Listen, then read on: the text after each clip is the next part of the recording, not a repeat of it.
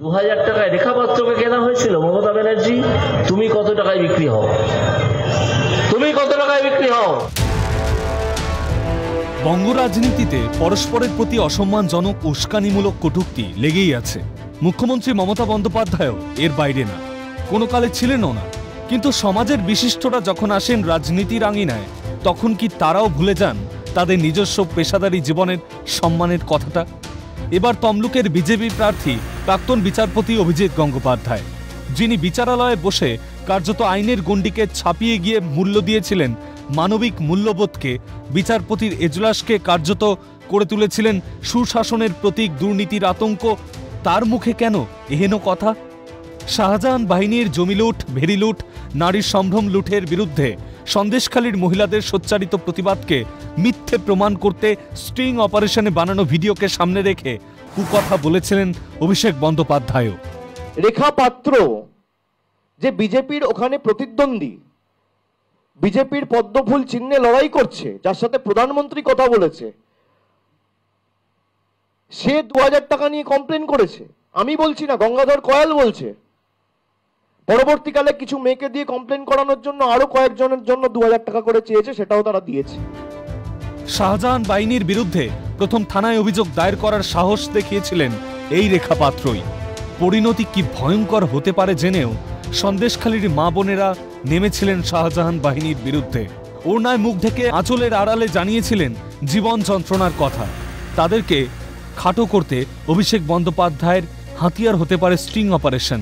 কিন্তু মুখ্যমন্ত্রী হয়ে মমতা বন্দ্যোপাধ্যায় কিভাবে সায় দিলেন সেই কুকথায়? সন্দেশখালী দেখলেন তো কিভাবে চক্রান্ত করে মা বোনদের অসম্মান করলো। কয়েক হাজার টাকার বিনিময়ে মা বোনদের অসম্মান করলো।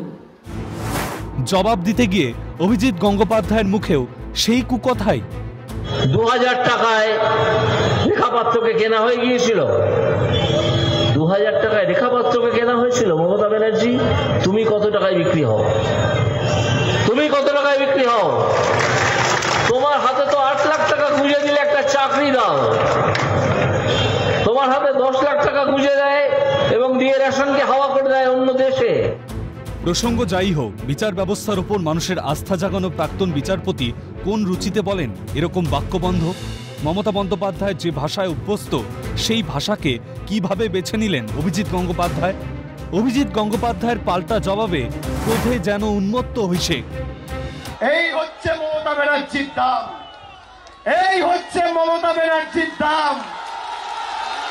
মমতা ব্যানার্জির দাম, তুমি যার টিকিট ধরে রাজনীতি করো, সে মাথা নিচু করে মমতা ব্যানার্জিকে প্রণাম করে, আর তুমি মমতা ব্যানার্জির দাম জিজ্ঞেস করছো। অভিষেক বন্দ্যোপাধ্যায়ের কাছে দাম শুধু তার নেত্রী পিসির, দাম নেই বাংলার মেয়েদের, সন্দেশখালীর মা বোনেদের। নেত্রী যখন টাকার মূল্যে ভোলাতে চান ধর্ষিতাদের যন্ত্রণা, তখন কোথায় থাকে সেনাপতির চেতনা?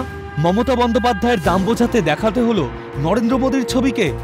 প্রধানমন্ত্রী নরেন্দ্র মোদী মুখ্যমন্ত্রী মমতা বন্দ্যোপাধ্যায়কে প্রণাম করেননি, মাথা নিচু করে পারস্পরিক সম্মান বিনিময় করেছেন, সৌজন্য দেখিয়েছেন। এই ছবি দেখিয়ে বিজেপি বলেছিল সম্মান সৌজন্য জানেন নরেন্দ্র মোদী, তাই মাথা নিচু করে নমস্কার বিনিময়। কিন্তু সৌজন্য বোধটুকু নেই মুখ্যমন্ত্রীর, তাই তিনি আছেন মাথা উঁচু করে। সেই ছবি এখন অভিষেকের হাতিয়ার।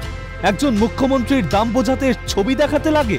মমতা বন্দ্যোপাধ্যায়ের জনপ্রিয়তাই কি জানান দেয় না তার দাম?